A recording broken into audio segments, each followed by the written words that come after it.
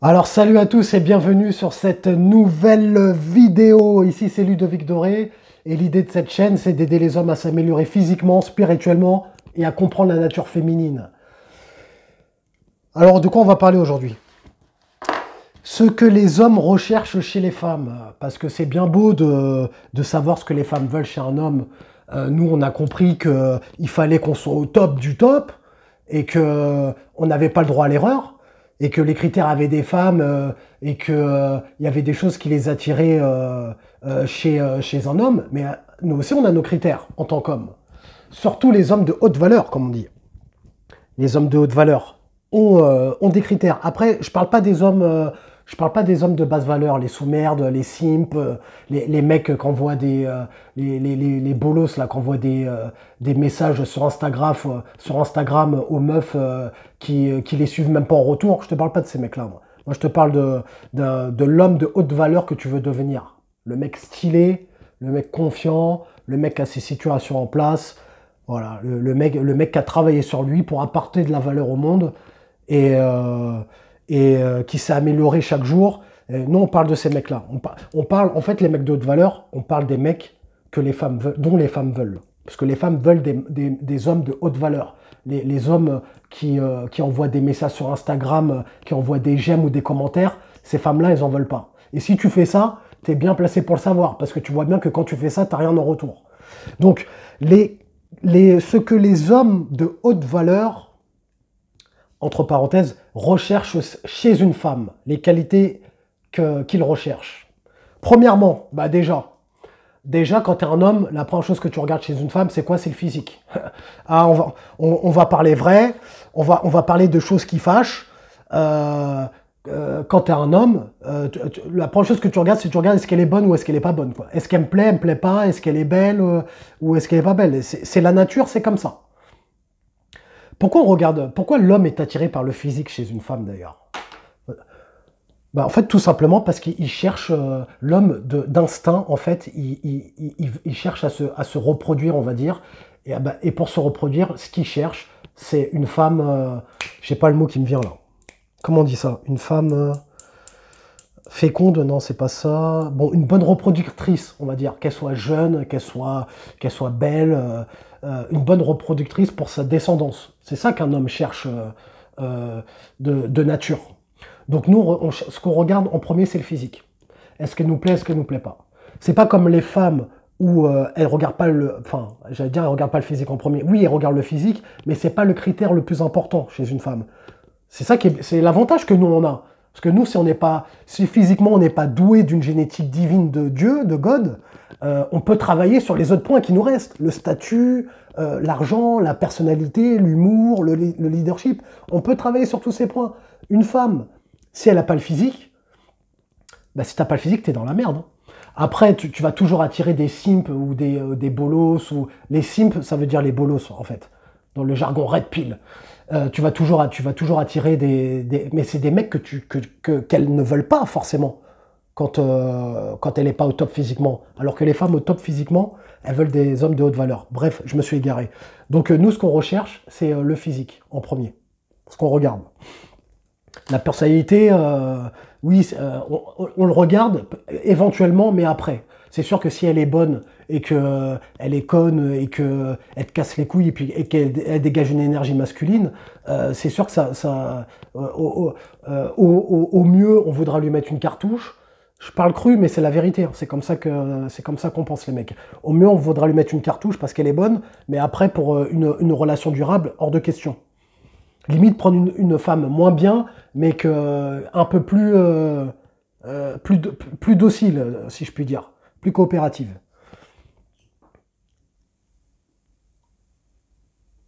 En deux, qu'elle soit soumise. Alors attention, alors attendez, parce que je vous vois venir là. Surtout s'il y a des femmes qui regardent la vidéo, elles commencent à dire ouais c'est un macho, c'est un misogyne, etc. Quand je dis soumise, ça veut pas dire je l'insulte et elle ferme sa gueule ou quoi que ce soit, ou je lui mets une tarte et non, c'est pas ça. Soumise, ça veut dire qui suit ton lead, qui se laisse guider en fait qui se laisse guider par le lead de l'homme. Elle n'est pas dans le rapport de force. Et elle dégage pas d'énergie masculine. Ça, mais on déteste ça. Ça me rappelle une anecdote. Je raconte une anecdote vite fait, petite parenthèse, et après je reviens sur le point très rapidement, promis. Une fois, j'avais ramené une femme chez moi, premier rendez-vous, c'était une femme de Tinder. Je lui avais donné rendez-vous à la gare, et après j'ai fait ma technique de vas-y, viens, on va là, jusqu'à la ramener chez moi. Ça, la technique pour ramener chez soi, une femme chez soi au premier rendez-vous, si tu veux, je pourrais te la détailler en vidéo, tu me diras en commentaire. Donc on arrive chez moi, et ok, tranquille, on vient de se rencontrer, voilà quoi. On se connaît pas, donc on vient de se rencontrer, donc toi t'es sur la sellette, comme moi je suis sur la sellette. J'ai pas droit à l'erreur, t'as pas droit à l'erreur, faut faire bonne impression au début. Donc le rendez-vous se passe, et à un moment donné, j'entends son téléphone qui sonne. Et ça me... Putain quoi, ça m'insupporte ça. Les femmes qui vont au rendez-vous et t'entends les notifications, les TikTok ou je sais pas quoi là. Ça c'est le truc... Bon, j'ai dit ok, première fois, j'ai noté. Deuxième fois, je l'allume. On discute un peu. 5 minutes plus tard, boum, rebelote, le téléphone qui sonne. Et je lui dis, mais le téléphone, il va sonner comme ça tout le rendez-vous ou c'est comment? Elle commence à me dire, oh, c'est bon, oh. J'ai fait quoi? Tu sais quoi? Ça va pas le faire. C'est mieux que tu rentres chez toi parce que ça va pas le faire. Et puis en plus, j'ai des trucs à faire. Ça marchera pas. Pourquoi? Dès le début, si tu vois des signes de masculinité chez une femme, prends tes jambes à ton cou. Pourquoi? Parce que si tu vois ces signes-là, surtout au premier rendez-vous, ça veut dire que sa vraie nature, elle ressort déjà. Donc ça, c'est ce qui t'attend pour la relation. Donc les gars, nous, on n'est pas là pour choper toutes les femmes, coûte que coûte. On n'est pas des chiens de la casse. On respecte notre temps et notre argent et notre énergie. Une femme qui correspond pas à tes critères, en premier rendez-vous, qui te manque de respect, qui commence à sortir son téléphone et à avoir une attitude comme cela, mais n'hésite pas à te barrer. T'en as rien à foutre. Il faut que tu respectes ton temps et les critères. Il faut que tu respectes aussi. Il faut que tu sois aligné avec tes critères. Si dès le départ elle ne suit pas ton programme, tu te barres. Des femmes, il y en a d'autres. T'as utilisé ton joker, c'est pas grave. Next, elles le font bien pour nous, elles. Hein. Quand tu fais des erreurs au premier rendez-vous, elles te next sans scrupule. Et nous, c'est pareil. Donc voilà, deuxième critère, une femme soumise qui suit ton lead et qui a une énergie féminine et qui n'est pas dans une énergie masculine. Parce que toi, tu veux une femme, tu veux pas un bonhomme. Troisième critère, qu'elle soit coopérative et qu'elle ne te fasse pas galérer. Ce qui veut dire, coopérative, quand tu proposes un rendez-vous, viens on se voit tel jour, elle commence pas à te dire oui je te tiens au courant, oui je sais pas, je suis occupé cette semaine avec mes examens ou je sais pas quoi, j'ai pas le temps, et toutes ces conneries. Après ça peut arriver qu'elle soit occupée, si par exemple elle est, faudrait encore, mais ça peut arriver qu'elle, par exemple tu lui proposes rendez-vous le dimanche ou le samedi, enfin ou le jeudi, ça peut arriver qu'elle te dise ouais je suis occupé cette semaine, mais samedi, il n'y a pas de souci, c'est ça être coopérative. Mais une femme qui te dit en ce moment j'ai beaucoup de travail, je prépare mes examens, en ce moment je travaille beaucoup, mais ça c'est... allez, on passe à autre chose. Genre tu travailles plus que monsieur le ministre ou que Emmanuel Macron, toi. On passe à autre chose, coopérative. Qu'elle soit coopérative, qu'elle suive ton programme. Parce que le problème c'est que si tu veux dealer avec des femmes qui ne sont pas coopératives, le problème, c'est que ça va s'instaurer dans toute ta relation. Et qui plus est, tu vas dealer avec une femme dont tu n'es pas la première option. Et quand tu deals avec une femme dont tu n'es pas la première option, tu finis comme Will Smith. Will Smith, il n'était pas la première option pour Jada, pour ceux qui connaissent l'histoire. Sa première option, c'était qui? Sa première option, c'était Tupac, sa première option, pour ceux qui connaissent. C'était Tupac, le boss. Eh ouais, le charisme, leader, passionné, beau gosse, la tchatch, il avait tous les traits. Ceux qui connaissent pas Tupac, regardez sur internet. Donc Tupac était la première option de Jada. Et vu que Tupac voulait pas d'elle parce que c'était un player, il pouvait avoir toutes les femmes, il était dans le game, quoi. Il était au top du top. Et vu qu'il voulait pas de Jada, elle s'est retournée sur Will Smith. Et maintenant, Will Smith, elle lui fait la misère. Il en est venu à aller gifler Chris Rock devant tout le monde et à foutre sa carrière en l'air. Tout ça pourquoi? Parce qu'il a dealé avec une femme dont il n'était pas la première option. Donc pour revenir à au sujet de la vidéo, ne deal jamais avec une femme dont tu n'es pas la première option. Et pour cela, ton critère, c'est qu'elle soit coopérative. Qu'elle soit coopérative et dont tu es la première option, le premier choix. Donc ne tolère seulement les femmes qui ont un réel intérêt pour toi. Commence pas à courir après les femmes, à relancer des femmes dont tu n'es pas la première option, parce que ça va rester comme ça tout le temps, et elles ne te voulaient pas dès le départ. Donc perds pas ton temps. Quatrième point, une femme qui te soutient dans tes projets, qui croit en toi. Ah oui, parce que nous, en tant qu'hommes, même si on n'a pas besoin,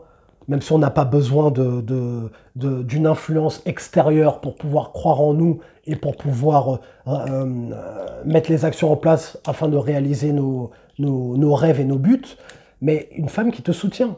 Par exemple, tu dis à ta femme, tiens, je vais lancer un business, elle va te soutenir dans ton business, elle va te dire, ah, elle va te donner des idées, elle va t'aider, t'accompagner à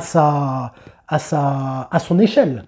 Mais elle va pas commencer à te dire, oui, non, mais t'es pas possible, c'est pas capable, regarde-toi, tu t'es même pas capable de prendre soin de la maison, des trucs comme ça, tu vois. Une femme qui te soutient moralement aussi. C'est important pour toi. Toi, en tant qu'homme de haute valeur, c'est ce que tu veux dans ta vie. Tu veux pas une femme qui te tire vers le bas, qui te plombe ton énergie.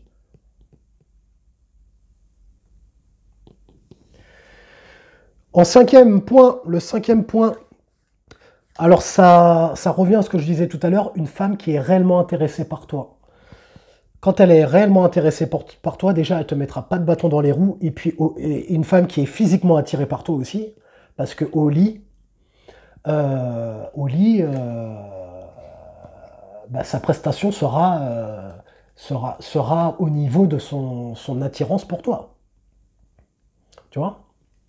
Si tu commences à travailler une femme au corps, à insister, relancer alors qu'elle demande du désintérêt et que finalement tu finis par la voir à l'usure, au lit, je sais pas si ça va être bien. Je sais pas, j'ai jamais fait ça. Après, peut-être que ça marche, ça marche sûrement de forcer comme ça, de dealer avec des femmes qui ne sont pas réellement intéressées. Mais c'est du temps et de l'énergie. Toi, ton temps et de l'énergie, tu le mets sur toi. Ce que font les autres, on s'en tape. Et sixième point, et le plus important, le sixième critère que l'homme recherche chez la femme, c'est une femme qui n'a pas eu trop de partenaires sexuels. Pourquoi?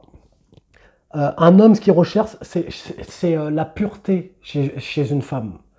Une femme qui a eu trop de partenaires, c'est que une femme, en fait, de base, elle n'est pas faite pour avoir beaucoup de partenaires. Parce que si tu remontes à l'ancien temps, je prends toujours l'exemple de l'ancien temps, mais parce qu'en fait, ça décrit la nature, même si aujourd'hui on est dans un monde moderne, mais du temps de la préhistoire ou d'avant, en fait, la nature de l'homme et la nature de femme, en fait, on reste, on a toujours ces instincts. Donc, je disais avant, en fait, une femme, quand elle couche avec un homme, elle est susceptible de tomber enceinte et de porter l'enfant de l'homme pendant 9 mois. Donc, en fait, pour elle, ça a des conséquences de coucher. Donc, elle a tout intérêt à bien choisir son partenaire. Et c'est pour ça qu'une femme qui couche avec plusieurs hommes, comme ça, en sachant que tu peux tomber enceinte pendant 9 mois, si tu couches avec plusieurs hommes comme ça, c'est que dans ta tête, t'es dérangé, en fait. Il y a un truc qui va pas. Un homme, lui son instinct, en fait, c'est il voit une femme, son instinct, il est attiré physiquement et sexuellement. Son instinct, il a envie de coucher avec elle et de se barrer ou de retourner à ses activités, en fait. Lui, ça n'a pas de répercussion pour lui de coucher. Il lâche sa semence. Et tu vois, il n'y a pas de répercussions. Juste qu'il perd un peu d'énergie, mais bon, ça se retrouve, c'est pas grave. Alors que pour une femme, il y a des répercussions. Alors, une femme qui a eu beaucoup de partenaires sexuels, c'est pas bon signe. Ça peut être macho ce que je dis. Enfin, non, c'est même pas macho, en fait, c'est comme ça, c'est la vérité. Et je voulais dire quelque chose aussi, en rapport à ce point-là.